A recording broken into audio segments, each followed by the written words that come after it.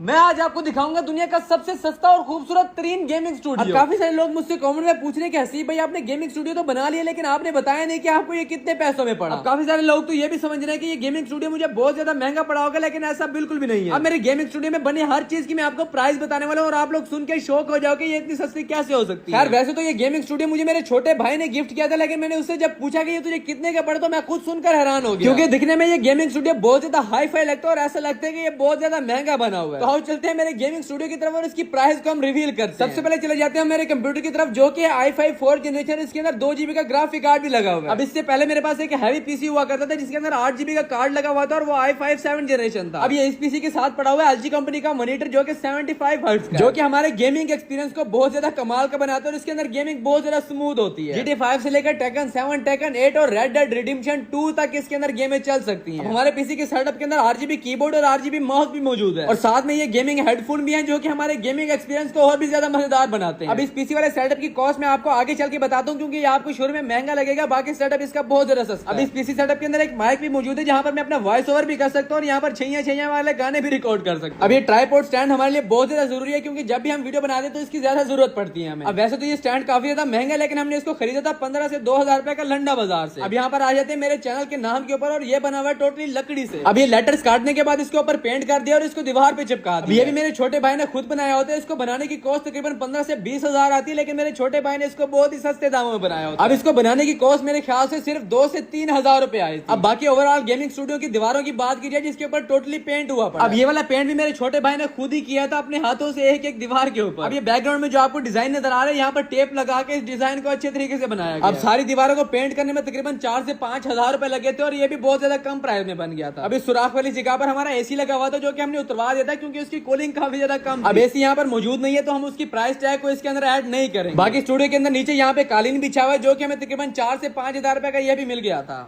लीना मोसा की क्या होता है, मोनालिसा की पेंटिंग लगेगी जो कि $2 बिलियन की है।